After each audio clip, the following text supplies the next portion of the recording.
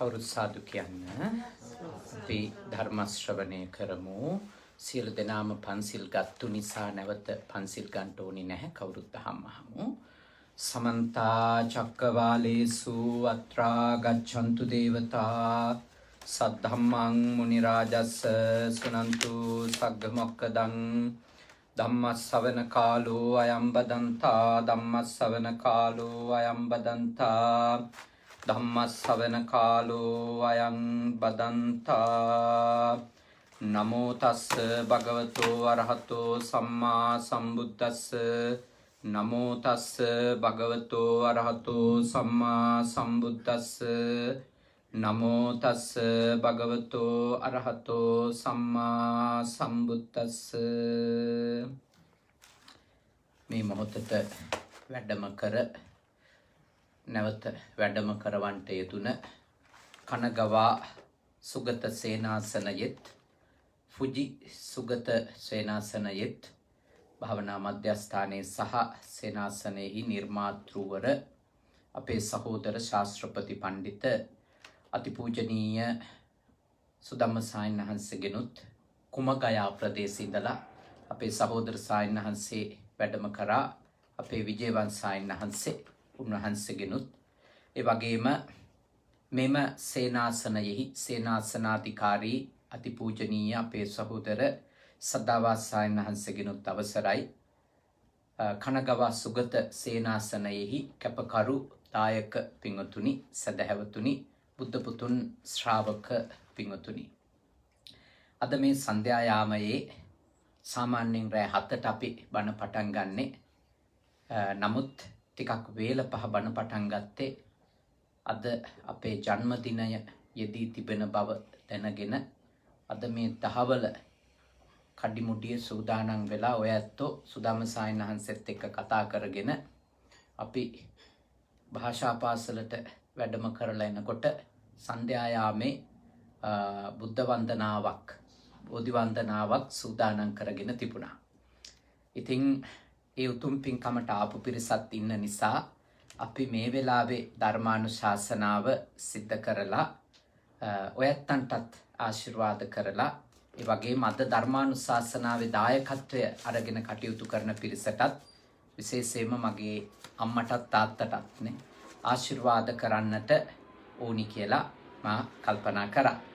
ඉතින් අද ධර්මානුශාසනාවේ දායකත්වය දරන්නේ ඉතාලියේ කොමෝ කියලා නගරයක් තියෙන කොමෝ නගරයේ පදිංචිව ඉන්න අපේ ආරණ්‍යකේතන භික්ෂු පුහුණු මධ්‍යස්ථානයේ කැපකරු මෞතුමියක් ලෙස පොඩි ස්වාමීන් වහන්සේලා දෙනමක්ම අධ්‍යාපන කටයුතු වලට සම්පූර්ණයෙන්ම දායකත්වයේ දරමින් කටයුතු කරන නිරෝෂා දිල්රුක්ෂි මහත්මියත් එම මහත්මාණනුත් තමයි අද පින්කමේ දායකත්වයේ ගන්නේ. මොකද මේ දෙපළ විවාහ ජීවිතයට පත් වෙලා අවුරුදු 24ක් සම්පූර්ණ වෙනවා ඊයට 6 වෙනිදාට. ඒ වගේම අරුණලු නිම්නද ආදරණීය පුතා තමන්ගේ 15 වන ජන්මදිනය 11 වෙනිදා සමරන බව සිහිපත් කළා. ඒ වගේම ජුනි 14 වෙනිදා 17 වෙනිදා ආර් ශ්‍රියානී අත්තනායක මහත්මිය, ඒ වගේම ජුනි 10 වෙනිදා නෙෂිත නෙමින් පුතණුවන් ඒ අරුණලු පුතාගේ කල්යාණ මිත්‍රයා මේ අය උපන්දින සමරනවා. ඒගොල්ලොන්ට සෙත් පතන්නත්. ඒ වගේම කොමෝ ඉසිපතන භාවනා මධ්‍යස්ථානයේ අපේ නායක හමුදුරුවන්ට ඒ ඇත්තන්ගේ දායක පන්සලේ රටේ එයත් සායන් වහන්සේට ආශිර්වාද කරන්නත් ලංකාවාසී ලෝකවාසී සියලු දෙනාට මේ වසංගතයෙන් කිසිම කරදරයක් වෙන්න එපා කියන ප්‍රාර්ථනාවත් එක්ක තමයි අද මේ පින්කම සිද්ධ කරන්නේ. ඉතින් ඊට අමතරව බලනකොට අපේ ලෙස්ලි මහත්තයාගේ ඊයේ උපන්දිනේ නේද? අද අෂ්ටපරිස්කාර පූජා සිත කරන්නේ එතුමා. අද එතුමාගේ පුතාගේ උපන්දිනේ. කයිතෝ පෙරේරා පුතාගේ උපන්දිනේ අද.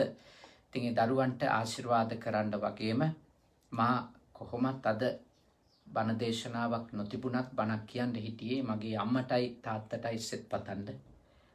මා මහාන කරපු ලොකු හාමුදුරුවන්ට පින් දෙන්න. අවුරුදු 30ක් වෙනවා මම මහාන වෙලා.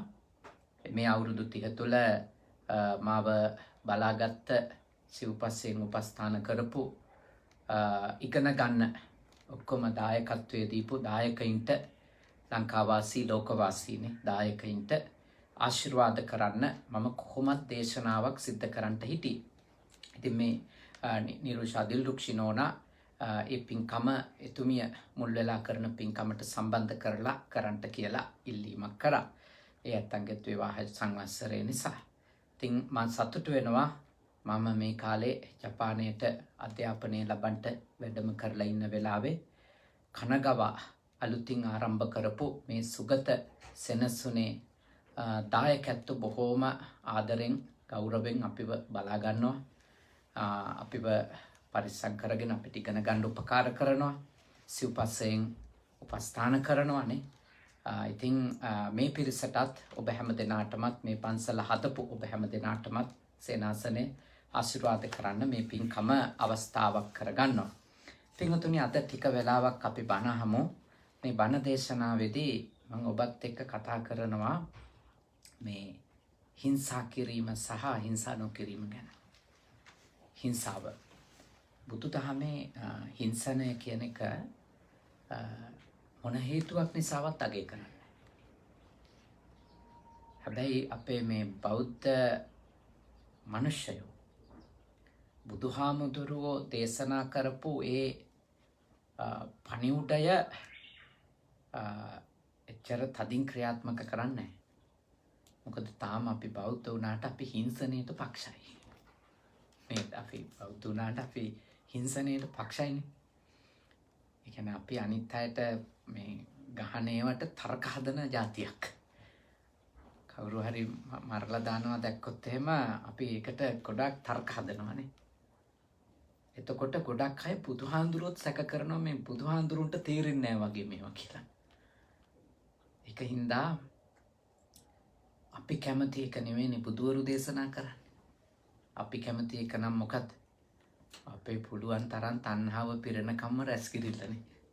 ඒකනේ අපි කැමති එක. හැබැයි බුදුහාඳුරුවෝ දේශනා කළ තියෙන්නේ මොකද්ද? අතෑරිල්ල. ඒ ඇත්තටම අපි කැමති එක නෙවෙයි උන්වහන්සේ දේශනා කළා තියෙන්නේ. අපි කැමති ගහන අයට ගහන්න. නේ? බනින අයට බනින්න. ඒකනේ අපි කියන්නේ නේද? හොඳින් නම් හොඳින් නරකින් නම් නරකින් ඇයි මොකද කියලා. ඒ මොකද හේතුවේ අපි කැමති එක. ඒක තමයි අපි ආසයික. ඒක තමයි අපි මනුස්සයෝ කැමති එක. බුදුවරු දේශනා කරන්නේ ඒක නෙමෙයි. බුදුවරු දේශනා කරන්නේ සහ මුලින්ම මේක අනිත් පැත්ත.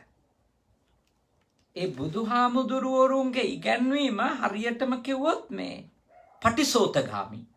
පටිසෝතගාමි. ඒ වචනේ හරි වැදගත් ධර්මයේ තියෙන වචනය.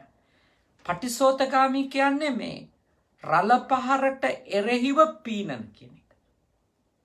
ඊතර වෙන්න උත්සාහ කරන හැබැයි සැඩ පහරට එරෙහිව. සැඩ පහර එක්ක යන එකට කියන්නේ අනුසෝතගාමි. මේ කාලේ ලංකාවේ ගම් වතුරනේ. ඇත්තටම ගම් වතුර නෙමෙයි වැහි වතුර. වැහි වැස්සම ඒ වතුර බහින්න තැනක් නැති කරලා මිනිස්සු සහ මිනිස්සුන්ට ඕන කියපු සංවර්ධනයනේ. ඒව තියෙනවා මේ ලංකාවේ ගම් වතුරනේ. හරි වැහි වතුර දෙකම. දැන් ඒ ගම් වතුර ගහගෙන යනකොටනේ වේගෙන් ගංගා ගලාගෙන යනකොට ඒ ගඟ ගලන පැත්තට යන එක ලේසිද නැද්ද? හරි ලේසි. අතපය හොල්ලන්න දෙයක්වත් නැහැනේ. කොහොමද යනවා? දර කොටයක් වගේ හිටියත් යනවා. හැබැයි කාට හරි ඕනි වුණොත් මම මේ ගංගාවේ ගඟ ආරම්භ වෙච්ච පැත්තට යනවා කියලා. එහෙම නැත්නම් ඒ වේගෙන් සැඩපහර යද්දී ඒ සැඩපහර කපාගෙන මං අනිත් පැත්තට පීනනවා කියලා හිතුවොත් උඩහට යෑම කෙසේ වෙතත් ඒ හරහා යෑමක් හිතුවොත් කොච්චර අමාරුදනේ. කොච්චර දුක් විඳින්න ඕනද යා. යාට කොච්චර දරා ගැනීම ශක්තියක් තියෙන්න ඕනද. එයාගේ ඉරියව්ව අඛණ්ඩව එක විදියට පවත්ව ගන්න ඕන. ඕනවට වැඩිය වෙහෙසුණත් මගදී හති වැටිලා එයා ගහගෙන යන්න පුළුවන්. පොඩ්ඩක්වත් වෙහෙසෙන්නේ නැතුව හිටියත් එයාට සැඩපහර තරණය කරගන්න බෑනේ. අවශ්‍ය ප්‍රමාණයට අතපය හොල්ලන්න නැතුව හිටියත් සැඩ පහර තරණය කරගන්න බෑ. ඕනවට වැඩි අතපය හොල්ලන්න ගත්තත් ඉක්මනට යන්න ඕන කියලා ඒත් ඉවර වෙනවා. ඒ වගේ තමයි මේ භාග්‍යවතුන් වහන්සේ වදාළ දේ එතරට යනවා කියන එක සරල එකක් නෙමෙයි. සරල දෙයක් නෙමෙයි. ඒක හරි දුෂ්කර දෙයක්. මොකද උන්වහන්සේ අනිත් පැත්ත තමයි කරන්න කියන්නේ. මිනිස්සු ආසයකට පටහැනි. ආස රණ්ඩු වෙන අය එක්ක රණ්ඩු වෙන්න. බුදුහාඳුරු දේශනා කරනවා රණ්ඩු වෙන අය එක්ක මොකද? රණ්ඩු නොවී ඉන්න. රණ්ඩු වෙන අය එක්ක රණ්ඩු නොවී ඉන්න. කොහොමද ඒ වැඩේ නේද? මෛත්‍රී කරන්න කියනවා කාටද? වෛර කරන අයට. අපිට වෛර කරන්නට මෛත්‍රී කරන්න කියනවා. අපි දිගටම මෛත්‍රී කරලා තියෙන කාටද වැඩිපුර? අපිට ආදරේ, අපිට හිතවත් නේද? අපි කියන එක අහන් ඉන්න. ඒගොල්ලන්ට තමයි අපි මෛත්‍රී කරන්නේ. ඇත්තටම ඒගොල්ලන්ට අමුතුවෙන් මෛත්‍රී කරන්න දෙයක්වත් නෑ. ඒක අමුතුවෙන් පුහුණු වෙන්න දෙයක් නෙවෙයි. ඒක කොහොමද වෙනවා? මොකද ඒගොල්ලෝ අපිට කොහොමද හිතනවා? මේ ලෝකේ අමාරු දේ තමයි අපේ තරහකාරයොන්ට අපිට හිංසා කරන එක්කෙනාට මෛත්‍රී කරන එක අමාරු දේ. ඊළඟට නොදෙන අයට දෙන්නනේ. නොදෙන අයට දෙන්න. මේ පටිසෝතගාමි දේශනා නොදෙන අයට දෙන්න. ජිනේ කදරියන් දානේන කියලා වදාළේ. මසුරෝ ජය ගන්න ඕන නම් දෙන්න කියලා කියනවා. ඉතින් අපි කැමති දෙන අයට දෙන්න. දෙන අයට දෙන්නනේ. ඔයත් කාට හරි උදව්වක් කරනවා නම් කල්පනා කරනවා මේ මනුස්සයාට උදව්වක් කරොත් අඩුම කලගුණයක්වත් තියෙයිද? මිනිස්සු සාමාන්‍ය උදව් කරනකොට උදව් කරන්නේ ප්‍රතිඋදව් කරන අයටනේ. මොකද්ද අපිට තියෙන එක? එයාගේ මොනවද අපිට ලැබෙන්නේ? දෙන අයට දෙන්නනේ. චූටි කාලේ ඉඳලා උනත් අපිට අවවාද හම්බෙලා තියෙන්නේ එහෙමනේ නේද? පොඩි කාලේ ඉස්කෝලේට යනකොට ඉස්සරහට පෙට්ටියකට දාලා නේද? මොනවා හරි ටිකක් දෙනවනේ අම්මලා. බත් ටිකක් හරි තම්බපු මේ කඩල මුං ඇට ටිකක් හරි දෙනවා. දීලා කියන්නේ මොකද්ද? නොදෙන අයට දීලා කන්න කියලාද දෙනේ උන්ටත් දීලා කන්න කියලාද? නේද? දෙනේ උන්ටත් දීලා කන්න. ජීවිතේට අපිට කියලා නැහැ නොදෙන අයට දීලා කන්න කියලා. හැබැයි බුදුහාමුදුරුවෝ දේශනා කළා තියෙන නොදෙන අයට දෙන්න කියලා. අපිට වැඩිපුර අවවාද හම්බෙලා තියෙන දෙන අයට දෙන්න. ඒකයි මම ඔබට කිව්වේ බුදුහාමුදුරුවරු කියලා දීලා තියෙන්නේ අපි ආස එක නෙමෙයි. අපිට ඕනි එක නෙමෙයි. අපි කැමති එක නෙමෙයි. අපි හීන දකින්න එක නෙමෙයි. බුදුහාමුදුරුවෝ කියලා දීලා තියෙන අපි දුකින් නිදහස් වෙන එක. මොකද අර ක්‍රමයේ ඇතුලේ අපි දුකින් නිදහස් වෙන්නේ නැහැ කවදාවත්. කවදාක දුකින් නිදහස් වෙන්නේ නැහැ. දෙන අයට දිදී හිටියා කියලා අපි දුකින් නිදහස් වෙන්නේ නැහැ. මොකද හේතුව? අපි දෙන අයට දීමෙන් තව තවත් බලාපොරොත්තුම තියාගන්නවද නැද්ද? තියාගන්නවා. නොදෙන අයට දීම කියන්නේ මොකද? අතහැරීමක් නේ. අතහැරීමක් ඒක. අපිත් එක්ක තරහ අයට මෛත්‍රී කිරීම කියන්නේ අපි එයාට හිංසා කිරීම අතහැරීමනේ. ඒක අපි අතහැරලා දානවා. තරහ නැති අයට මෛත්‍රී කිරීම එහෙම ලොකු කාරණාවක් නෙමෙයි. එතකොට බුදුදහම යෝජනා කරනවා දුකින් නිදහස් වෙන්න ඕනි නම් අපිට ඇත්තටම අපි කරන්න ඕනේ බුදුරජාණන් වහන්සේ වදාළ විදියට පටිසෝතගාමී ප්‍රතිපත්තියක යන්න ඕනේ. අන්න එවැනි දේශනාවක් තමයි බුදුහාඳුරුවන්ගේ මේ හිංසනය ගැන තියෙන්නේ. බුදුහාඳුරුවෝ දේශනා කරනවා හිංසා කරන්න එපා. කාටවත් හිංසා කරන්න එපා. මනුෂ්‍යයින්ට විතරක් නෙමෙයි. කිසිම සතෙකුට හිංසා කරන්න එපා. දැන් ලෝකෙ මිනිස්සු හිතනවා මෙහෙම. මානවයින්ට අයිතියක් තියෙනවා. ඒ නිසා මානව හිංසනයට විරුද්ධ වෙන්න ඕනේ කියලා. ගොඩාක් නීති තියෙනවානේ. human rights ගැන ගොඩාක් නීති තියෙනවා. දැන් හොඳයි නීති ගොඩක් තියෙනවා. ඊළඟට සත්තුන්ට හිංසා නොකරන්න ඕනි කියලා එකකුත් තියෙනවානේ. animal rights කියලා. හැබැයි පුදුම වැඩේ කියන්නේ සත්තුන්ගේ ඉන්නවා නම් කරපු සත්තු විතරයිනේ. දැන් මෙහි සමහර සත්තුන්ට බල්ලෙකුට එහෙම ගැහුවොත් හිරේ යන්නත් පුළුවන් වෙන්නේ. මේ දැටි දඬුවම් තියෙනව නේද? මේ බල්ලන්ට එහෙම ගහන්න බෑ, පූසොන්ට එහෙම ගහන්න බෑනේ. පුදුම වැඩේ කියන්නේ මේ මොකක්ද අර මේ සූර්යෝ සිමස් මොකද මාළු බානවනේ විනෝදෙට මාළු බාන්න දෙනවා. සූරිසිමස් ඈ ඔව් ඒ කියන්නේ මාළු බාන්නද කියන්නේ. ඒක මේ විනෝදෙට කරනවා කට්ටිය. දැන් ඔබට තේරෙනවා නේද ප්‍රශ්නයක් කියේ. ඒ කියන්නේ පූසෙකුට ගැහුවොත් ඒකට හිරේ වැටෙනවා. හැබැයි මාළු විනෝදෙට අල්ලනවා.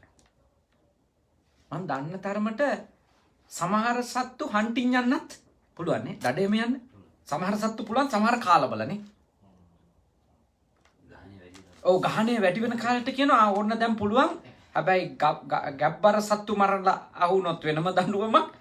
දැන් එහෙම එකක් හදාගෙන තියෙන ලෝකේ. ඒ තමයි සම්මුති ලෝකේ මං හිතන්නේ යන්න පුළුවන් දුර. සම්මුති ලෝකේ සාමාන්‍ය මිනිස්සුන්ගේ නීති රීති ඇතුලේ ඔය යන්න පුළුවන් දුර වෙන්නේ නැති. මිනිස්සු ඔය ගිහින් තියෙන. ඒ දුර හරි ආපු එක ලොකු දෙයක්ද නැද්ද? ලොකු දෙයක්. ඒ දුර හරි ඇවිල්ලා තියෙන එක ලොකු දෙයක්. සත්තුන්ට හිංසා කරන්න බෑ, මනුෂ්‍යයින්ට හිංසා කරන්න බෑ, කාන්තාවන්ට හිංසා කරන්න බෑ, ළමයින්ට හිංසා කරන්න බෑ කියලා ඒ දුර හරි මේ ලෝකේ ආපු එක හරිම වටිනවා. මොකද මීට වඩා අපේ මේ භවයට එන්න කලින් තිබිච්ච ලෝකයනේ මෙලෙච්චයි. මීට වැඩිය මෙලෙච්චයි. ලංකාවේ එහෙම ඉස්සරනේ කාන්තාවන්ට ගහනවානේ දත් කැඩෙන්නනේ. ගහනවාල මොනවා කිව්වක් ගහනවා. කතා කරන්න එනකොටම දෙකක් කනලා තමයි පටන් ගන්න. මොන කතාවද? නේ. ඒවත් බලපෑවනේ ඔය ගොඩාක් උපාසකම්මල මැද පෙරදි ගියා. ඌටි කකා ඉන්නවට වඩා කීයක් හරි හොයාගෙන අවුරුද්දක් දෙකක් ඉඳලා එනවා එන ගහනවා කිව්වත් යන්න එක හේතුවක් වුණා ඒවා. බීලා බිල්ලා හිංසා කරනවා.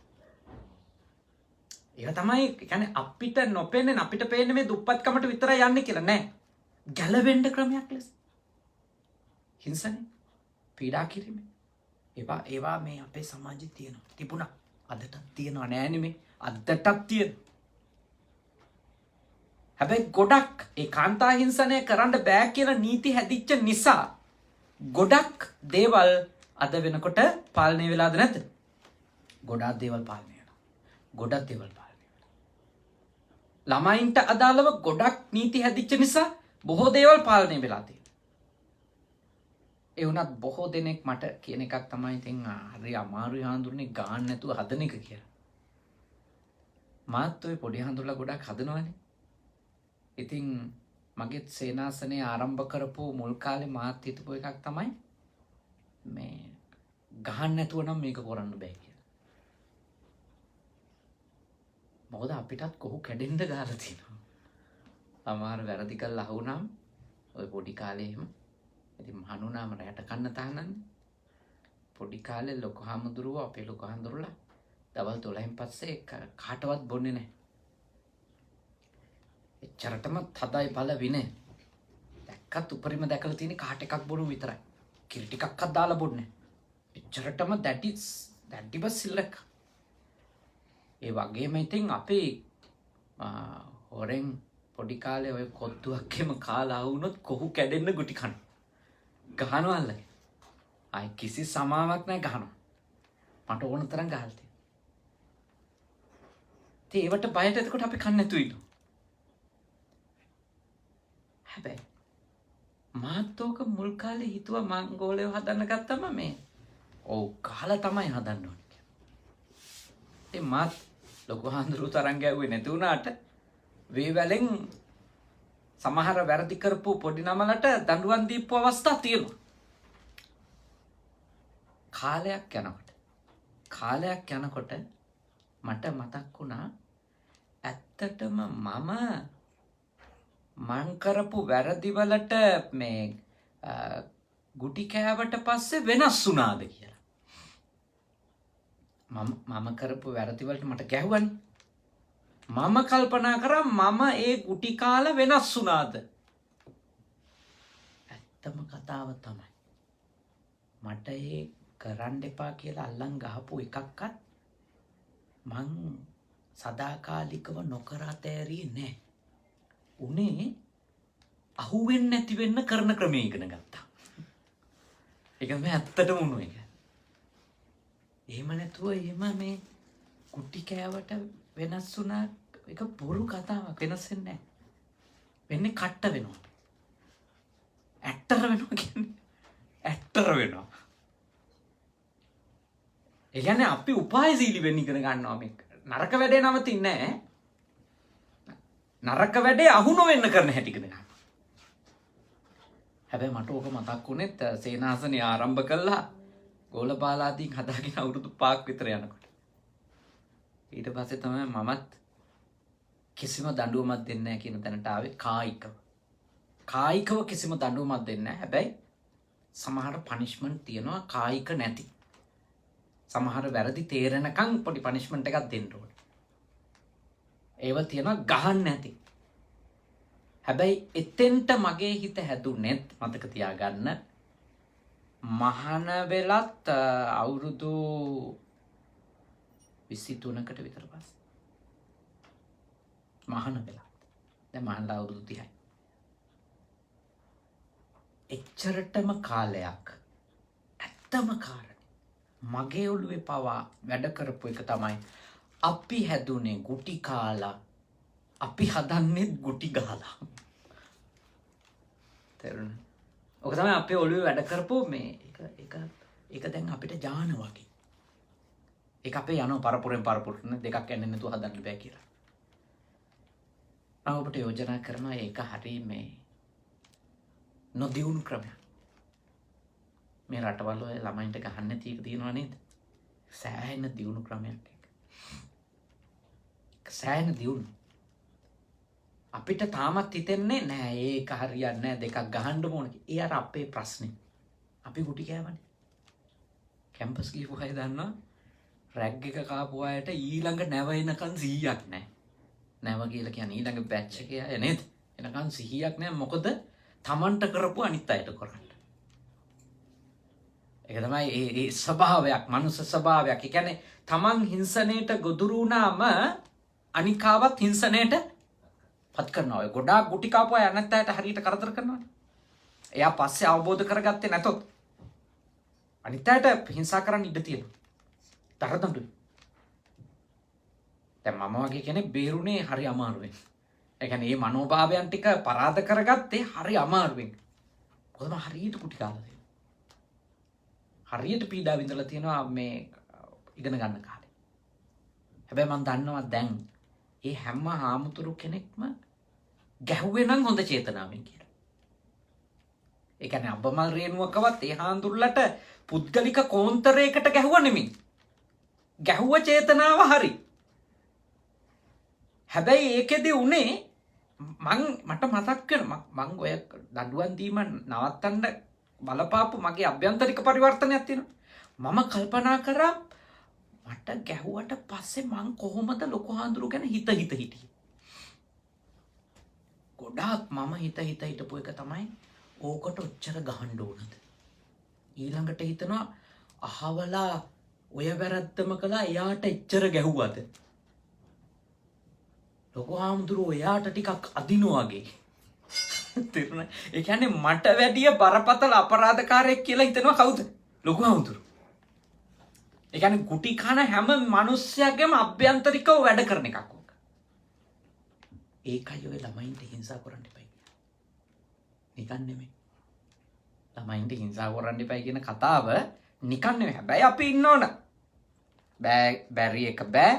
පුළුවන් එක පුළුවන්. ඒ කොඳුනාරටිය තියෙන්න ඕන. දැන් මම මෙහි දැන් මාස 7කට අධික කාලයක් නේ. හැබැයි ස්ථානයේ පොඩි නමල විශාල ප්‍රමාණයක් කිසි කරදරයක් නැතුව ලස්සනට වැඩ ඉන්නවා.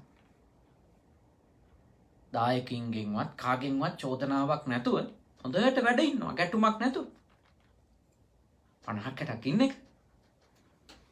නායක හමුදුරෝ වෙන රටකින් දිත්තේ නේද? ඒක තමයි යාලට තේරුම් කරාම තියෙන වටිනකම. තේරුණා? යාලට තේරුම් කරාම එයාලට තේරෙන්නේ නැරියම මම හිතන විදිය මොකද කියලා. මම කල්පනා කරන විදිය මම ඒගොල්ලොන්ගේ ජීවිතය යහමාර්ගයට ගන්න හිතන විදිය කොහොමද කියලා එයාලට තේරුණාම ඒගොල්ලෝ මං ඇති තැන වගේම නැති තැනත් යහපත් වෙනවා. මගේ ළමාවදී ඇත්තටම එහෙම ගත වෙච්ච එකක්ම නෙමෙයි. මගේ ළමාවදී ඊට වඩා ටිකක් ඇට්ටරයි. මම හැම වෙලාවකම මේ හිතලා තියන්නේ උපායශීලීව ජීවත් වීමක්. මොකද අර ඇතිවෙච්ච දඬුවම් එක්ක මම මේ හිතපු එකක් තමයි මට වැරදි කරනවා ඒගොල්ලෝ කියලා. මට වැරද්දක් කරන්නේ. මම දැන් දන්නවා මගේ ලොකු සායනාංශයට මං අදත් පින්දෙනවා. අදත් පින්දෙනවා. ඒ මොකද අද මම මෙතනට ගෙන්න උන්වහන්සේ දරපු දායකත්වයට. ඒක මම ගෙදර හිටියනම් කවදාවත් සමහර විට මම අද මෙතන ඉන්නට ලැබෙන්නේ නැහැ. ඒක මගේ ලොකු සායනාංශයේ දායකත්වය. උන්වහන්සේ හොඳට දඬුවම් දීලා තමයි කරලා තියෙන්නේ. නමුත් මම හිතනවා දඬුවම් දීලා කවුරුක්වත් හදන්න නම් බෑ. බය කරන්න පුළුවන්. මොකද කරන්න පුළුවන්? බය කරන්න. දඬුවම් දෙනවා කිව්වන් වෙන්නේ එකම දෙයයි තැති ගන්න එකනේ. දැන් මෙහෙත් ඔය ගොඩාක් ඒව නොකර ඉන්නේ මොකකින්දද? මොකට බයින්ද? දඬුවමට බයන්නේ. තැති ගැනීමනේ. බීතිය. බීතිය. නැතුව අවබෝධය නෙමෙයි. කලාතුරකින් කෙනෙක් ඉන්නවා 100ට එක්කෙනෙක් දෙන්නෙක් නේ. සමහර දේවල් කරන්නේ ඒක කරන එක නරකයි කියලා තේරුම් ගන්න. බහුතරයක් මෙහෙදී අය දේවල් නොකර ඉන්නේ දන්නවා මෙහි නීතිය මොකක්ද කියලා. මෙහි නීතිය ලංකාවේ නීතිය වගේ ලොකු එකාට එකයි පොඩි එකාට තව එකයි එකක් නෙමෙයි.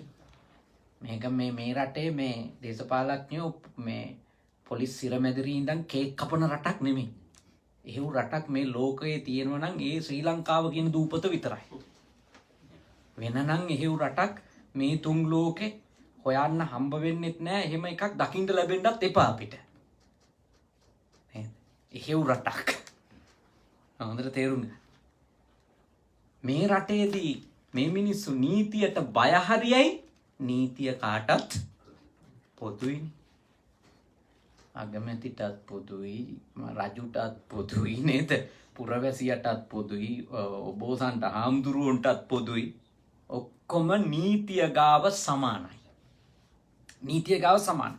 හැබැයි මේගොල්ලෝ යහපත් වෙලා ඉන්නේ ඇයි කියලා ඇහුවොත් බහුතරයක් දඬුවමට බයි. මොකද මෙහි ඉතින් මන් දන්න තරමට තාම විදුලි පුටුව එහෙමත් තියෙනවනේ. තියෙනවනේ මරණ දණ්ඩ. අර සෝකෝ අසහාරා එහෙමනේ. එල්ලලා හෝ විදුලි පුටුවේ තියලා මරලා දැම්මා කියලා කියනවනේ නේ. අපි දන්නේ නැති උනාට මෙහි තියෙන දඬුවම බයයි මේ. මොකද මෙහි දේශීය මිනිහෙක්ව ඇතුළට ගන්නෙත් නෑ. පස්සෙන් පන්නලා අවුරුදු ගාණක් නේ. ඔක්කොම තොරතුරු ටික අතට එනකන් නටන්න දෙනවා. ලිපගිනි මොළවන තෙක් දිය සැලියේ වගේ තමයි මෙහි වැඩි කරන අය. සැපයක් යයි කකුලුව දිය කෙලියනේ. හරියට ජල ක්‍රීඩා කරගෙන ඉන්නවා කකුලුව හැලියටත් වෙලා හොඳට නැටුම් නටාගෙන ඉන්නවා රත් වෙනකන්. ඒ වගේ තමයි මෙහි අපරාධ කරන කට්ටිය. ඒගොල්ලෝ සන්තෝෂෙන් ඉන්නවා නෑ අහුවෙන එකක් නෑ මේක කරා ඒක අහුුනෙත් නෑ. සමහර විට අරගොල්ලෝ අපි අපරාධ කරන බව දැනගෙනම හරියටම තොරතුරු එනකන් තව යන්න දෙනවනේ. ඊට පස්සේ බිඳුවේ ඉඳලා මෙහි අල්ලගන්න. එච්චරට නීතිය බලවත් නේ. මට මේ ටික කාලෙට මේ රට ගැන කියවනකොට තේරුණු දේ තමයි මේ රටේ නීතිය හරි බලවත්. හැබැයි මෙහි රටේදී මා දකින තව විශේෂ ගුණයක් තමයි මිනිස්සු දීර්ඝ කාලයක් මේ නීතිගරුකකමේ ඉඳලා අර සමහර සංකල්පවල දීර්ඝ කාලයක් හිටියට පස්සේ ඒක අර ජෙනටිකලිම එනවනේ. ඊළඟට ඒක ඥානයක් වෙනවා වගේ. ඒ කියන්නේ ඒක එහෙම වෙනවා. ඒ කියන්නේ අලුතින් මේ ඔය විද්‍යාත්මක පර්යේෂණවල හොයාගෙන තියෙනවා සමහර සංකල්පවල අපි ගියොත් පරම්පරා 3ක්. ඒ කියන්නේ සමහර ඇඩික්ට් වෙච්ච දෙයක්, ඇබ්බැහි වෙච්ච දෙයක්. පරම්පරා 3ක්ම ඒකට ඇබ්බැහි වෙලා ගියොත් සිව්වන පරම්පරාවට ඒක ඇහැට දැක්කේ නැතත් එයාගෙන් එනවා ඒකටක් ගාලා. මට හිතෙනවා මේ ජපානයේ මිනිස්සුන්ගේ ගොඩක් ගති එහෙම අර බෞද්ධ මේ පදනමක් මත පිහිටලා මීට අවුරුදු 700-800කට කලින් නේද ව්‍යවස්ථාවක් හදලා තියෙනවලු හිටපු නේ. අන්න හරි. ඒ රජතුමෙක් රජකුමාරයෙක් නේද. ඒකෙන් හදපු පදනම මේගොල්ලොන්ට ඒ බලය පාවිච්චි කරලා පුහුණු කරලා දැන් කවුරුත් ඒක බලය පාවිච්චි කරන දෙයක් නෑ. ඒක ඥානයක් විදියට ඇවිල්ලා වගේ. මටත් හිතෙන එක. මොකද මෙහි අපි කොච්චර බණ කියනවද ලංකාවේ? මොන තරම් ඉස්කෝලවල උගන්වනවදනේ? අපේ සාක්ෂරතාවය කොච්චර හොඳද? හැබැයි ඩිසිප්ලින් එකේ ප්‍රශ්න තියෙනවා. මම ඇත්තටම මේ ජපානයේට එනකොට හිතට ගත්තු එකක් තමයි ජපන් භාෂා ඉගෙනගෙන මම ශාස්ත්‍රීය පර්යේෂණයක් මේ විශ්වවිද්‍යාලයකට ඇතුල් වෙලා අනිවාර්යෙන් කරන්න ඕනි කියලා. කොහොමද පේන්න මතු පිට ආගමක් නැතුව මෙච්චර හොඳ යහපත් විනයක් මේ රටේ හැදුනේ කියලා. මොකද මේ වගේ රිසර්ච් එකක් කරලා අපේ රටට දැනුම දෙන්න ඕන. අපේ රටේ පණ යන්න ආගමනේ. ආගම බුද්ධ ආගම විතරක් නෙමෙයිනේ. හින්දු ආගමත් බොහොම ඉහළට තියෙනවානේ. හින්දුවරු අතර මුස්ලිම් ආගමනේ අරාබියේවත් නැති ඒවා සමහරලාවට තියෙනවා. බොහොම ජයට තියෙනවානේ. කතෝලිකය පුදුම ජයට කතෝලිකකම තියෙනවා. හැබැයි පොදුවේ මිනිස්සු ඔය එක ආගමකවත් කියන සාරේ නැහැ. මිහි ඇහුවොත් කියන්නේ ආගමක් නෑ කියලානේ. මං ඔය මේ නිහොංගෝ ගක්කෝ එකේදී නේද ලැන්ග්වේජ් කොලෙජ් එකේදී අම්බ වෙන ළමයින්ගෙන් එහෙම නිකන් අහනවා කතා කරනකොට මොකද්ද රිලිජන් කියලා. මොකෝ කියන්නේ. හැබැයි මේ තේරවාදී නුනට මහායාන බෞද්ධ රටක් නේ. නමුත් මේ කවුරු කියන්නේ නැහැ. හැබැයි ඒගොල්ලෝ අපේ ධර්මයේ තියෙන බොහෝ හොඳ දේවල් ක්‍රියාවට බොහෝ හොඳ දේවල් මේ රටේ නරක දේවල් නැහැ කියලා හිතාගෙන ඉන්න තරම් මෝඩයෝ වෙන්න ඕනේ නැහැ අපි. නේද? මේ රටෙත් හොඳයි නරකයි කොයි රටෙත් තියෙනවා නේ. කොයි රටෙත් හොඳයි නරකයි තියෙන්නේ. මේ රටේ හැබැයි අපිට ගණ්ඩ දේවල් තියෙනවා. ගණ්ඩ දේවල්. එතකොට ඒක හැදිලා තියෙන්නේ මුල් කාලේ නම් මං හිතනවා බයක් ඇතුලේ වෙන්නේ නැති. ඒක රාජනීතියක් විදියට හැදෙන්නේ නැති. හැබැයි දැන් ඒක ඥානයක් විදියට හරි ඉස්සරහට යනවා. අවාසනාවකට අපේ රටේනේ. අපේ රටේ එහෙම ක්‍රමවේදයක් මිනිස්සු විනයගරුක වෙන ක්‍රමවේදයක් නැහැ. අපේ රටේ කෙනෙක් යහපත් වෙලා ඉන්නවා නම් ඒක හරි ස්වාධීනව එක්ක තමන්ගේ පවුල ඇතුලේ විතරක් තියෙන ගුණයක් හින්දා එහෙම නැත්තම් එයාගේ මහා සංසාර පුහුණුවක් හින්දානේ. එහෙමත් නැත්තම් සමහර කෙනෙක් ධර්මය අහලා හොඳ ගුරුවරු ඇසුරු කරලානේ හොඳ නරක තේරුම් අරගෙන එහෙම ඇති කරගත්තු යහපත්කමක් තමයි අපිට හොඳට විවෘතව බැලුවම බොහෝ දෙනෙකුගෙන් දැක ගන්නට ලැබෙන්නේ අපේ රටේ. නමුත් අපේ බුදුහාමුදුරුවෝ කියපු දේ හරියට අපි ගත්තොත් අපේ රට බොහෝම යහපත් මනුෂ්‍ය ධර්ම විතරක් නෙමෙයි උත්තරී මනුෂ්‍ය ධර්ම පිරුණු රටක් බවටත් පත් කරගන්න පුළුවන් නේ. අපි භාග්‍යවතුන් වහන්සේ වදාළේ සබ්බේ තසන්ති දණ්ඩස්ස හැමෝම දඬුවමට බය වෙනවා. හැමෝම දඬුවමට බයයි. සබ්බේ බායන්ති මච්චුනෝ මරණවා කිව්වොත් පණ යන්න බයයිනේ. අත්තානම් උපමං ගත්තා. උන්වහන්සේ දේශනා කරනවා මහා ලොකු න්‍යායවල් තර්ක තියරි මොකක්වත් ඕනේ නැහැ. අත්තානම් උපමං ගත්තා. තමන් උපමාවට ගන්න. නහ නෙయ్య නඝාතයි. කවුරුවත් නැති කරන්න විනාශ කරන්න එපා. හනෙయ్య විඝාතයි. ඝාතනය කරන්න එපා. මොකද්ද සරලව කියන්නේ? මට හිංසා කරනවට මං අකමැති නම් මාද අනිකාට හිංසා නොකළ යුතුයි. තවත් සරලව කිව්වොත් මට කරනවට අකමැති දේ මං අනිකාටද නොකළ යුතුයි. ඕනමනේ මොලේ කියලා අබමල් රේණුවක් තියෙනම් ඔය කතාව තේරෙනවද නැත්? තේරෙනවා. හැබැයි අවාසනාවකට අපි අපේ රටේ සමස්ත ජනයාගේ මූලික ප්‍රතිපත්තියක් වෙලා නැහැ නේද? මට කරනවට අකමැති මං කිසියක් මං කරන්නේ නැහැ කියලා. ඒක මතු කළා අපේ ඔළුවට ඇතුල් කරගන්න බැරි වෙලා තියෙනවා. ඇත්තටම මට කරනවට අකමැති දේවල් ටික මං කාටවත් කරන්නේ නැහැ කියන ප්‍රතිපත්තිය හදාගන්නවා නම් අපේ රට අපේ ලෝකයනේ අපේ මනුස්ස වර්ගයක් කොච්චර ලස්සන මිනිස්සු වෙයිද? මට කරනවට අකමැතිව මං කරන්නේ නැත්තම්. යටත් පිරිසෙන් කායික මානසික හිංසනයවත් නේ අනිකට කරන්නේ. ඒ හින්දා ඔබත් මමත් මේ බුදුහාඳුරුවන්ගේ පණිවුඩේ තේරුම් ගන්න ඕනේ. අපි මේ ලැබපු මනුස්සාත්මේ හරි දුර්ලභයිනේ. හරි දුර්ලභයි. මේක මේ සරලව බොහොම ලාභයට ලබා ගන්න පුළුවන් එකක් නෙමෙයි. මනුෂ්‍යාත්මේ ලබා ගන්න බොහෝ දේවල් කැප කරන්න වෙනවා. බොහෝ දේවල්. අපේ ගොඩක් වියරු ආසාවල් පෙර බවවල අපි පාලනය කරගත්තු හින්දා තමයි අපි ගොඩක් අකුසල් වලින් වැළකුණේ ගිය බවවල. වියරු තරහවල් අපි වෛර පාලනය කරගත්තු හින්දා තමයි අපි භයානක මනුෂ්‍ය ඝාතන වැනි අකුසල් වලින් වැළකීලා ඉඳලා තියෙන්නේ. ඒ කරපු පින්වල ප්‍රතිඵලය තමයි අපිට හොඳ අම්මෙක් තාත්තෙක් ගාව මේ මනුෂ්‍ය ලෝකෙට ඉපදෙන්න හම්බුනේ. අද අපි මෙතන ඉන්නේ.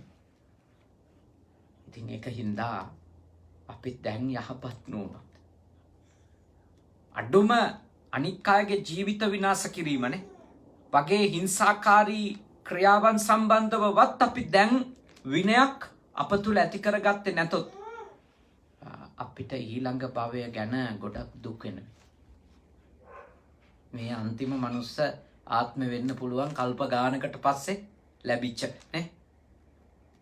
සමහර විට අද කරන වැඩ නිසා අද හැසිරෙන විදිය නිසා අපිට සිද්ධ වෙන්න පුළුවන් තව භව ගානක් මනුෂ්‍යාත්ම භාවයක් නැතුව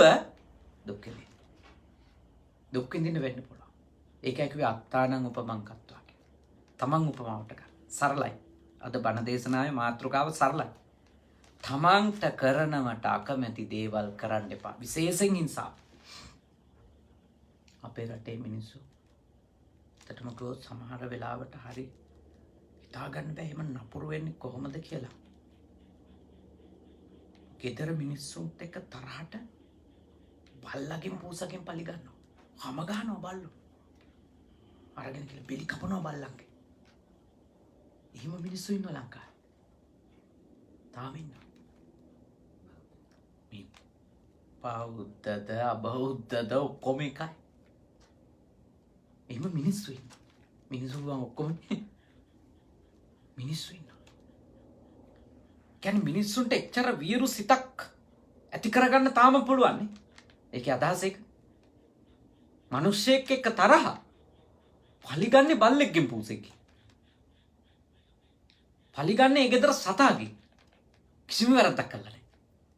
පලිගන්නේ. එච්චරට මිනිස්සු වීරු තත්වයකට ඇවිල්ලා තියෙනවා. දැන් මේවා කියනකොට අනේ අපොයි කියන මිනිස්සු ඉන්නවා. අනේ ඔව් ඇත්ත කියන මිනිස්සු ඉන්නවා. හැබැයි මේ මිනිස්සුම මේ පාරේ කාට හරි මේ වෙඩි තියලා මරලා දාලා යා මේ අසුවල් අපරාධකාරයා යාට වෙඩි තියලා මරලා දැම්ම ගෝ සාදු කියනවා. කෙනෙක් යා එක තැනක අවනීතිකව මරණ එක වැරදි කියනවා. තව තැනක ඒ මිනිස්සයාම අවනීතිකව මරණ එක හරි කියනවා. මට තේරෙන්නේ කොයි જાති මිනිස්සුද කියලා. අපි එක තේරුම් ගන්නවා. හරි. අපරාධකාරයෝ ඉන්නවනම් ඒ අපරාධකාරීන්ට දඬුවම් දෙන්න ඕනද නැද්ද? දෙන්න ඕන. ඒක තීරණය කරන්නේ අධිකරණයනේ. ඒ වගේ තැන් තියෙනවනේ ඒවට. ඒවා මිනිස්සු තීරණය කරන්නේ නැහැ. ඒවා පොලිසිය තීරණය කරන්නේ නැහැ. කවුද මරන්නේ කවුද තියාගන්නේ කියලා. ඒවා මේ මෙලෙච්චයින්ගේ ගති. අසිස්ටයින්ගේ ගති ඒවා. පාරවල් වල මිනිස්සු වෙඩි තියලා මරලා දාන එකනේ. කපල කොටලා මරලා දාන එක. එතකොට ඒ පාතාලයයි මේ මිනිස්සු අතර කිසිම වෙනසක් නැති මිනිස්සු වෙනවා. අර අපේ රටේ මිනිස්සු ඔහොම හිතන්න පුරුදු වෙලා තියෙන්නේ ඇයි? මිනිස්සු හිතනවා මේගොල්ලෝ ඇතුළට ගියාම මේගොල්ලෝ සුරසැප විඳලා ආයෙත් ඇවිල්ලා ආයෙත් ඕකමයි කරන්නේ. මොකද මේගොල්ලොන්ට සියලු දේශපාලකයෝ උදව් කරනවා. ඒ නිසා ඔහොම හරි මරලා දාන එක හොඳයි කියලා මිනිස්සු හිතනවද නැත්? අපේ මිනිස්සු එහෙම හිතන්නේ. ඔය එහෙම හිතන මිනිස්සු කොටසක් හැදිලා තියෙන එකයි.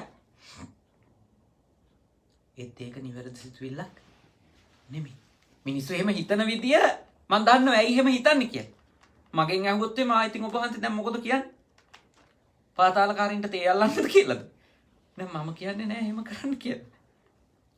මම කියන්නේ පාතාලකාරයෝ වගේ වෙන්න බෑ අපි කවුරුත් කියලා. ඒ පාතාලකාරයෝ නරක ඒගොල්ලෝ බොහොම අපරාධකාරී වැඩ කරන ඉඳන්. ඒගොල්ලොන්ගෙන් රැකෙන්නනේ අපිට නීතියක් තියෙන්නේ. ඉතින් අපේ රටේ වෙලා තියෙන අර නීතිය බලගතු නැති නිසා, නීතිය සාධාරණ නැති නිසා මිනිස්සු හිතනවා අවනීතියෙන් හරි හිංසා කරලා හරි කවුරු හරි මරලා දාලා හරි අපිට දුකක් නැතුව ඉන්න තියෙනම් හොඳයි කියන තැනට අපේ රට එතෙන්ට ඇවිල්ලා තියෙන්නේ. මේ අවුරුදු 70ක් 80ක් තිස්සේ අපේ රට ගියපු තැන ඔය. මේවට අපි කවුරුත් වග කියන්න ඕනේ. අපි කවුරුත් වග කියන්න ඕන මේ පුරවැසියෝ වෙච්ච සියලු දෙනා පැවිද්දොද ගිහියොද මේ ඔක්කොම අර 225ට බැනලා විතරක් වැඩක් නෑනේ. මොකටද? එහෙම බැන හිටියා කියලා ප්‍රශ්න විසඳෙන්නේ නෑ. අපි ඒව ගැන හිතන විදිය වෙනස් කරගන්න ඕන. දැන් නවකවාදයට විරුද්ධද කියලා අහුවම ඔව් කියනවා. නවකවාදයට විරුද්ධද? ඔව්. එහෙම කොහොමද මේ ඉගෙන ගන්න ගියපු ළමයාට එහෙම හිංසා කරන්න කියලා? ඉතින් යා කලින් හිංසාවට ලක් වෙලා ඒකයි. ඒ දැන් හිංසා කරන කෙනා කලින් හිංසාවට ලක් වෙලා. එතකොට හිංසාවකට ලක් වෙච්ච හැම මිනිහම හිතන එකක් තමයි මොකද්ද? මාත් හිංසා කරන්න ඕනි කියලා. අම්මලා කියන අපිත් ඇතුනේ ගුටි කාලා ඒ හින්දා අපි උඹලා හදන්නෙත් ගුටි දීලා කියලා. තේරෙනව නේද? කියන්නේ මේක මහා පුළුල් කාරණයක්. මේක මේ කලබල වෙලා මේ තේරුම් ගන්න පුළුවන් එකක් නෙමෙයි. කලබල වෙලා උත්තර හොයන්න පුළුවන් දෙයක්වත් නෙමෙයි. මේක දිගු කාලීන. දැන් මොකද අපේ රට ගියපු විදියක් තියෙනවා. අපේ රටේ මිනිස්සුන්ට මේ වගේ දේවල් තේරුම් කරවන්න තාම දීර්ඝ කාලයක් යනවා. ඒක මිනිස්සුන්ගේ වැරද්දක් නෙමෙයි. මේක ඇවිල්ලා දීර්ඝ කාලයක් අපේ සංස්කෘතියේ. මේ සංස්කෘතිය වැරද්දක් තියෙනවා. මේක අපි යම් තැනක එපයි කියන දේ තව තැනක ඒකටම හා කියන. මහා පරස්පර දිනු මෙතන. ඒක තැනක එපයි කියන. තව තැනක හා කියන. මෙහෙත් එකක් කිව්වේ බං ඔයනේ. සමහර සත්තුන්ට මොකක් කරන්න බෑ. සූරිසිමස් කියනවා. ප්‍රශ්නයක් ඒක. අනිත් සත්තුයි ඒ සත්තුයි අතර මොකක්ද එතකොට තියෙන මේ ජීවිත අයිතිය සම්බන්ධව මොකක් හරි තියෙන්නේ කොහොමද එහෙම වෙනසක් නේද? කාටත් ජීවිත අයිතිය තියෙනවා. ජීවිත අයිතිය නම් රකින්නේ කාගේ ජීවිත අයිතිය රකින්න ඕන. ඒක මුළු ලෝකෙම ඔය ගැට්ටනේ තියෙනවා. ඔය ගැටුම මුළු ලෝකෙම තියෙනවා. මෙහෙ විතරක් නෙමෙයි. ලංකාවේ විතරක් නෙමෙයි. ලෝකෙම එහෙම. ලෝකෙම. හැබැයි බෞද්ධ විදියට අපි හැම වෙලාවකම බොරුවට හැංගීම්බර වෙලා හිංසනය ලෝකේ තියෙන එකම සහ ලොකුම උත්තරය ලෙස පිළිගන්න අය බවට පත් නොවිය යුතුයි. පත් නොවිය යුතුයි. අපි තේරුම් ගන්න ඕන. හිංසනයෙන් වෙන්නේ බුදුහාමුදුරුවෝ කියපු දේ විතරමයි. තැති ගන්නවා, බය වෙනවා. යම් කාලයක් ඇදන් යන්න පුළුවන් නේ. තැති ගන්නලා, බයවද්දලා යම් කාලයක් ඇදන් යන්න පුළුවන්. හැබැයි මේ මිනිස්යාගේ ගතිය ඕන වෙලාවක මතුවේද නැද්ද? මතුවේ. ඒ නිසා නීතිය පවත්වාගෙන යන්න ඕන. මොකද නීතියට විතරයි මිනිස්සු බය. හැබැයි ඒ අතර නීතියට ඔක්කොම කරන එක බාර දෙන එක නවත්තලා අපි නීතිය එහෙම සාධාරණ සහ බලවත් එකක් කරන ගමන් ලෝකේ අපි කරන්න ඕනේ මොකද්ද? අපේ නුවණ දියුණු කරන්න. නුවණ දියුණු කරාම තමයි මිනිහෙක් කාටවත් බයට නෙමෙයි වැරදි නොකර ඉන්නේ. ඒක වැරද්දක් නිසා. තේරුණා නේද ඒකට? නුවණ දියුණු වුණාම මිනිහෙක් යමක් නොකර ඉන්නේ පොලිසියට වෙයි කියලා බයට නෙමෙයි. ඒක වැරද්දක්ින්ද. වැරද්දක්ින්ද යමක් නොකර ඉන්න තත්වයට කෙනෙක් පත් කරගත්තොත් වැරද්ද ලෙස අවබෝධ කරගෙන ඔය ඇත්තන්ට දවසක ඔය ඇත්තන්ගේ ළමයි කොයි රටේ ජීවත් වෙන්න යනවා කිව්වත් කිසිම බය වෙන්න දෙයක් නැහැ. ඇයි? ඔය ඇත්ත දන්නවා අපේ ගාව හැදිච්ච ළමයා බය අපිට නෙමෙයි වැරද්දට. අකුසලයට බයයි. පාපයට බයයි. එතකොට එයා දන්නවා අපිට පෙනි කරත් ඒකේ විපාක එනවා. අපිට නොපෙනි කරත් කරන පවේ විපාක එනවා. මගේ ළමයා ඒක තේරුම් ගත්තු කෙනෙක්. ඒ නිසා එයා කොහේ ජීවත් වුණත් මට බය වෙන්න දෙයක් නැහැ. අපිට පණ බය හිතෙන්නේ ළමයි අපෙන් ටිකක් ඈතට යනකොට මොකක් හින්දාද? අපි ඒගොල්ලොන්ට වරද තෝරලා දෙනවා වෙනුවට නේද? වරද තෝරලා දෙනවා වෙනුවට අපිට බය කරගෙන අපි පවත්වාගෙන යනවා. අන්න එතන අපි ගලව ගන්න ඕන තැන. මේවා මේ තාම මේ කල්යාණ මිත්‍රත්වයෙන් මේ සමාජෙ මොකක් හරි යහ පැත්තක් ඇති කරගන්න ඕන නම් අපි මේවා අවබෝධ කරගත යුතු දේවල්. භාග්‍යවතුන් වහන්සේගේ ධර්මය නිකන් බැඳගෙන ඔහේ අහන් හිටියට මේ ලෝකෙට ඒක ප්‍රායෝගික කරගන්නේ නැත්නම් වැඩක් නැහැ.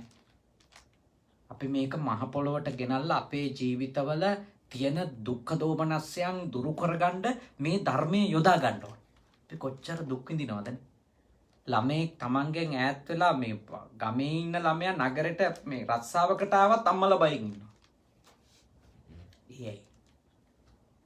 තමන්ගේ ළමයාට හරි වැරද්ද හරියට කියලා දෙන්න සමත් වුණා නම් එතකොට බය ටිකක් හරියට. මොකද එතකොට එයා ඒ වැරද්ද කරන්නේ වැරද්ද කියලා දැනගෙන අදු. නැත්තම් ළමේ අපිට බයට විතරක් හිටියොත් අපි නැති තැන අපේ හිංසනයට ගොදුරු වෙන්නේ නැහැ කියලා තේරිච්ච ගමන් එයා ඕන තැනක ඕන වැරද්දක් කරනවා. ඒකනේ මේ ජපානෙට එහෙම ආපු ගමන් සමහරු නේද? ලංකාවෙදි කරගන්න බැරි වෙච්ච ඔක්කොම ටික කරගන්න දඟලන්නේ නිහොංගොකක් ඔයත් ඉවරයි නේද? සම්පූර්ණ විනාශ වෙන සමහරු ඇවිල්ලා. ආපු තැන ඉඳලා හිතනවා පුදු අම්මෝ අම්මගෙනුත් බේරුණා තාත්තගෙනුත් බේරුණා කනට ගහනවා කියන අයියාගෙනුත් බේරුණා ඔක්කොගෙන් බේරුණා කියලා මෙතන ඔක්කොම නැටුම් ටික නටලා ඉවර වෙනකොට සල්ලිත් නැහැ පාර්ට් ටයිම් ජොබ් එකක් නැහැ වීසා එකක් නැහැ රත්ති අදුකාරයෝ කරේ මේ හැංගි ඉඳලා ලෝක අමාරුවේ වැටිලා නේ මේව තේරුම් ගන්න. ඒකයි අවබෝධයේ ජීවිතයට වැදගත්. ප්‍රඥාව ජීවිතයට වැදගත් ඒකයි. ඒ නිසා අපි හොඳ ධර්ම කරුණක් ඉගෙන ගත්තේ නේද? මම විනාඩි 40යි බණ කියනකොට සමා වෙන්න විනාඩි 50ක් විතර ගියා. නමුත් ඔයත් හොඳට මේ කරුණු ටික අහන් හිටියා. ඔයත් වගේ වැඩි හිටියන්ට මේ ප්‍රශ්නේ තේරෙන. යුග 3ක් දැකපු අයනේ නේ. යුග 3ක් දැකපු අය. ඔයත් දැක්කා මිලේනියල්ස්ලට කලින් කාලෙත් දැක්කා නේද? 90ට කලින් සමාජෙත් ඔයත් දැක්කා. නේ? දැක්කනේ ඔයත්. ඊළඟට 95න් පස්සේ සමාජෙත් 90න් 95න් පස්සේ සමාජෙත් ඔයත් දැක්ක. ඇත්තටම 80 ගණන් වල සමාජෙ ඉඳලා එහා පැත්තට ගත්තොත් ඒක මිලේනියල්ස්ලට කලින් සමාජෙ. මිලේනියල්ස්ලගේ සමාජය තමයි 80න් මෙහා පැත්තේ සමාජය. 95න් විශේෂයෙන්ම 2000න් පස්සේ වගේ තව සමාජ බලවේගයක් ඇති වුණා. ඒගොල්ලන්ට කියන්නේ zillennialsලා කියලා. ජෙනරේෂන් Z කියන එක. අද ඉන්නේ ඒගොල්ලෝ වෙනමම මොඩල් එකක්. ඔය තුනම දැක්ක ඔයත්තන්ට අවුලක් තේරෙනවා හොඳ දෙයක් තේරෙනවා. මේ ධර්මය හරියට මේ සමාජයට ගත්තොත් මේ සමාජය ගොඩනගා ගන්න තාම අවස්ථාව තියෙනවා කියන එක තේරෙන්නේ අඩුම අවුරුදු 40 වෙනපු මිනිස්සුන්ට. අඩුම. මොකද නැත්තම් ලොකු අනතුරකට අපේ සමාජය අපේ ලෝකේ යනවා. ලොකු අනතුරකට. සද්ධර්මය ඕනි. ධර්මය තමයි අපි ජීවමාන කරගන්න ඕන. ඔය ඇත්ත කොට්ටාක් මහන්සි වෙලානේ. සල්ලි වේදම් කරගෙන මේ ණය කෙවාගෙන ලෝන් දාගෙන නේද? මේ ස්ථානයක් අරගෙන සේනාසනයක් හදලා. දැන් මෙතනින් අපි කරන්න ඕන වැඩේ තමයි මේක. කරන්ට ඇත්තටම ධර්මානුශාසනාව නම් මම කොහොමත් සිද්ධ කරන්න හිටිය එකක්. නමුත් ඔය ඇත්ත හදිසියෙ උනත් මේ සමාජ මාධ්‍ය තුල මගේ උපන්දිනේ කියලා දැනගත්තු හින්දා ඔයත් අපිට ආශිර්වාද කරන්නට කල්පනා කරා මේ ආශිර්වාදාත්මක බුද්ධ වන්දනාවක් කරන්න ඕනේ කියලා. දවල් කරපු දැනුවත් කිරීමට විශාල පිරිසක් මේ ස්ථානෙට රැස් වෙලා අපේ සුදම්ම සාමින් වහන්සේ අතින් නේද? විජයවන්ත සාමින් වහන්සේ ඇතුළු මහා සංඝරත්නය එක්ක සෙත් පිරිත් කියලා බුද්ධ වන්දනාවක් කරලා අපට ආශිර්වාද කළා. ඇත්තටම ඔය ඇත්තෝ විතරක් නෙමෙයි ලංකාවේ විශේෂයෙන්ම සෝෂල් මීඩියා කරගෙන යන දරුවෝ Facebook කරන YouTube කරන දරුවෝ කලාකරුවෝ විවිධ සමාජ කණ්ඩායම් නියෝජනය කරන අය බොහෝ අය අපට ආශිර්වාද කරලා තිබුණේ. ඒගොල්ලෝ කාටවත් පුද්ගලිකව ස්තුතිවන්ත වෙන්න බෑ. හැමෝටම අපි මේ පින්කමේ ආශිර්වාද කරනවා. හාමුදුරුවරු සිය ගාණක් අපිට ආශිර්වාද කළා, සෙත් පැතුවා, මෙසේජ් කරලා තමන්ගේ Facebook ගිණුම් තුල අපිට සෙත් පතලා පෝස්ට් එකක් දාලා සායින්හන්සලා ඒ හදවතින්ම අපිට ආදරේ හින්දා ඒ අපේ ශාසනිකව කරන කටයුතු වලට උන්වහන්සේලා සතුටින් ආශිර්වාද කරන හින්දා. ඉතින් ගිහි පැවිදි ආගමික සහ අන්‍යාගමික සියලුම දෙනා අපිට හදවතින්ම සෙත් පතනවා. අද දවසේ ඉතින් ඒගොල්ලෝ හැමෝටම බොහොම පිං. මම උපන්දින සමරන කෙනෙක් නෙවෙයි. පුළුවන් තරම් පුංචියට නොහොල්මනේ පින්කමක් කරලා ඉන්න කෙනෙක් විතරයි. මොකද අපි වයසට යනවා කියන එක නටන්න දෙයක් නෙමෙයිනේ. අපි මගේ දැක්මට අනුව දඟලන්න දෙයක් නෙමෙයි. කියා ඉන්න දෙයක්ුත් නෙමෙයි. අපි පුළුවන් තරම් තේරුම් ගන්න ඕන අද උනේ එකම දෙයයිනේ නේද? මරණයට අරන් යන හරකා අඩියක් හරි ඉස්සරහට ගියාද ලං වෙන්නේ කාගේ ගාවටද? මස් කඩේ මුදලාලිගේ කඩුව ගාවටනේ. බෙල්ල කපරතන්ටනේ ලංගේ. ඉතින් මගේ අද 41යි දවසක් ඉවර වෙන්න යනවා. කාගේ ගාවටද ලං වෙන්නේ? මාරයා ගාවට. මාරයා ගාවටනේ. එකම දෙයයි කරගන්න ඕන. පුළුවන් තරම් පින් කුසල් කරගනිමින් ප්‍රඥාව දියුණු කරගන්න. ඉතින් ඒ සඳහා අද අපිට ආශිර්වාද කරපු හැමෝටම පින් දෙනවා. ඒ වගේම අද වගේ දවසක මාව මේ ලෝකෙට බිහි කරපු අපේ අම්මටනේ මහා පහසුකම් තිබිච්ච ස්පිරිතාලෙක නෙමෙයි අපි ඉපදුනේ. අපේ ගමේ ස්පිරිතාලේ. අපේ අම්මලා තාත්තලා කෝටිපතියෝ නෙමෙයි. තේවත් ඒ තලු කඩන ගල් වැටි බැඳපු කම්කරු බොහෝම දුප්පත් මිනිස්සු. අපි ඉපදිලා ගෙනාවේ උළු හැවිල්ලපු ගෙදරකට නෙමෙයි. කටුමැටි ගහපු පොල්ලතු හෙවිල්ලලා වරුසාවට තෙමි තමයි අපිව තැනින් තැනට මාරු කර තමයි පරිස්සම් කළේ. අපේ ළමා කාලේ අතිශයින් දුෂ්කරයි. අතිශයින් දුෂ්කර. හැබැයි අපේ අම්මලා තාත්තලා අපිට හොරු වෙන්න දෙන්නේ නැතුව නේ. තක්කඩියෝ වංචාකාරයෝ වෙන්න දෙන්නේ නැතුව අපිව කොහොම හරි හැදුවා. අම්මගේ තාත්තගේ කැමැත්තට මම මහණුණා නෙමෙයි, මගේ ආසාවට බලෙන්ම මහණුණා. එදා ඉඳලා අම්මා තාත්තා වගේ අපිව හැදුවේ අපේ ලොකු හාමුදුරුවෝ. උන්වහන්සේ අපවත් වෙලා මගේ ලොකු හාමුදුරුවෝ. අනික් සායින්හන්සලා වැඩ ඉන්නෝ ඊට පස්සේ ගුරු හාමුදුරුවෝ. නමුත් මහාන කරපු ලොකු හාමුදුරුවෝ අපවත් වෙලා අම්මා තාත්තා ඉන්නවා. ඉතින් අද කරපු පින්කමේ පින් කුසල් අනුමෝදන් වන දෙවියෝ අපේ අම්මටයි තාත්තටයි ආශිර්වාද කරත්වා. ඒ වගේම අපිට ගුරු හරුකම් කියලා දීපු වර්තමානයේ ජීවමානව වැඩ ඉන්න සීල ගුරු ස්වාමින්වහන්සේලාටත් ගුරු මව්පියවරුන්ටත් දෙවියන්ගේ ආශිර්වාද ලැබේවා.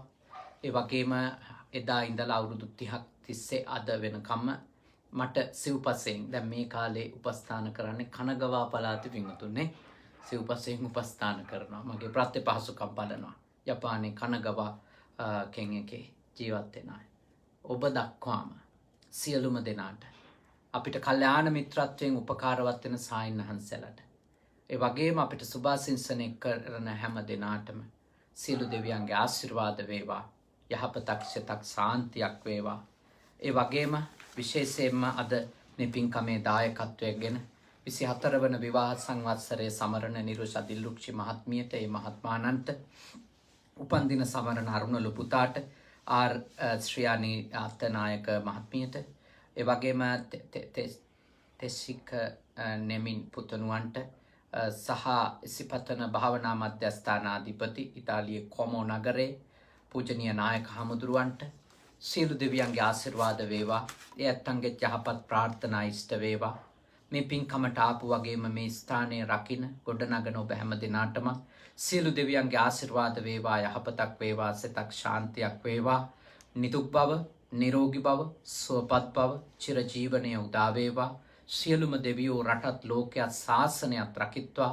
උතුම් දෙවිවරුද මේ පින් අනුමෝදන් වේ. අමා මහ නිවනම අවබෝධ කරගනිත්වා සාදු සාදු සාදු. ඒ වගේම විශේෂයෙන්ම මාගේ නමින් අපවත් වී වදාළ ගුරු දේවෝත්තමයාණන් වහන්සේට ඒ වගේම මා කුප්පියාවත්ත පන්සලේ වැඩ ඉන්න කාලේ මට උපකාරවත් වුණු පූජනීය තලල්ලේ මහින්ද සායින් වහන්සේ අපවත් වුණා. උන්වහන්සේට ඒ ඇතුළු කොට කඹුරුපිටියේ වනරතන මහානායක සායින් වහන්සේ, මට උපකාරවත් වෙච්ච සායින් වහන්සේලා, පොළොමාරුවේ හේමසිරි මහානායක පණ්ඩිත සායින් වහන්සේ ඇතුළු මට උපකාරවත් වෙලා අපවත් වී වදාළ සියලුම ගුරු සායින් වහන්සේලාට, මට උදව් කරපු දායක කාරකාදී මිය කිය හැම දෙනාටම, ඒ වගේම අද පින්කම කරන දිල්රුක්ෂි නෝනා මහත්මිය නමින් මිය ගිය සියලුම දෙනාට, ඒ වගේම මේ පින්කමට ආපු උදව් වෙච්ච හැමෝගෙම නමින් මිය කිය සියලු දෙනාට මේ පින් අත් වේවා. මේ වසංගතය නිසා මිය ගිය සියලු දෙනාටත් මේ පින් අත් වේවා. සුවපත් වේවා, සැපවත් වේවා, දුකින් මිදේවා. අපේ ඥාතිවරුද නිවන් දකිත්වා. සාදු සාදු සාදු.